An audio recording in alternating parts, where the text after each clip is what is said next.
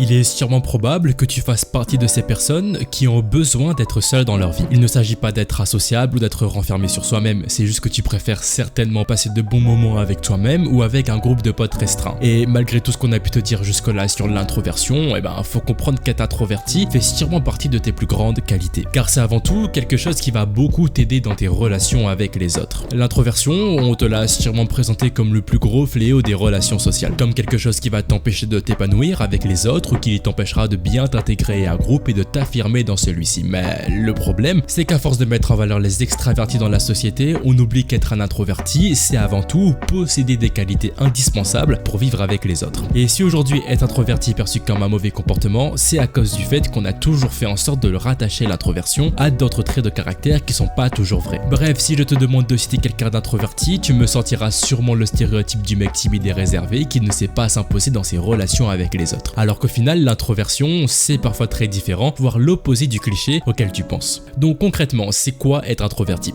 Techniquement, c'est quelqu'un qui pense à soi et à son bien-être en priorité, mais en vrai, c'est avant tout quelqu'un qui fonctionne comme une batterie qui se dévide au cours des relations qu'il a avec les autres. En gros, il a besoin d'être seul lorsque c'est nécessaire, il a besoin d'être dans un espace calme pour se retrouver avec lui-même. Et ça, c'est quelque chose qui est déjà difficile pour certains. La plupart des gens ont peur de se retrouver avec eux-mêmes car ils ne sont pas capables d'apprécier leur propre compagnie. C'est pour ça que si tu préfères rester chez toi ou que ça ne te dérange pas, c'est que tu es sûrement un introverti. Et c'est là qu'est l'un des plus grands points positifs de l'introversion, c'est le fait de pouvoir s'écouter soi-même. La personne avec laquelle tu passeras le plus de temps, c'est toi-même. Alors le fait que tu favorises les moments seuls fait en sorte que tu as plus le temps de bien te connaître, de mieux t'écouter et de te comprendre. Tandis que les extravertis sont plus heureux lorsqu'ils sont en contact avec les autres. Donc ouais, ils sont bien entourés, mais ils peuvent pas prendre le temps pour bien se connaître. Enfin, du moins pas autant que les introvertis. Mais là où je veux en venir, c'est que l'introversion est utile lorsque tu as besoin de te remettre en question. Le plus gros avantage que tu as comparé aux autres, c'est que tu es plus à l'aise avec toi-même et tu sais mieux t'écouter. Ce qui fait que lorsque tu seras seul ou que tu passes une mauvaise période dans ta vie, tu pourras plus facilement te relever par toi-même car tu auras plus de facilité à être autonome. Et malgré tout ce que j'ai pu dire jusque-là, il faut comprendre que ce n'est qu'une partie des points positifs de l'introversion. Car être un introverti comporte d'autres avantages, comme par exemple ta capacité à savoir écouter les autres. Car à force de se connaître soi-même, on arrive même à apprécier et comprendre les autres autant que nous-mêmes. Parce que tu vois, un extraverti, il aura plutôt tendance à parler de lui sans forcément être vraiment attentif à l'autre. Et mine de rien, parler de tout ça, ça permet de mettre le doigt sur le fait qu'être introverti ne signifie pas forcément qu'on est associable, qu'on a du mal à créer des relations avec les autres. Au contraire, on aura beaucoup plus de facilité à créer des relations concrètes et durables avec les autres car on a choisi qui sont nos amis. Et attention, être un extraverti comporte aussi des avantages, c'est juste que c'est plus facile pour un introverti de ressembler à un extraverti que l'inverse. C'est pour ça que la question que tu te poses certainement en tant qu'introverti, c'est comment faire pour être aussi à l'aise que les extravertis dans nos relations avec les autres. Et tu vas voir, la réponse est tellement simple qu'elle tient en une phrase. Mon ami, si tu veux devenir meilleur dans cette compétence, il faut que tu t'apprécies toi-même avec ta personnalité, car finalement, ce qui te différencie d'un extraverti, c'est simplement ta manière d'aborder et de converser avec les autres.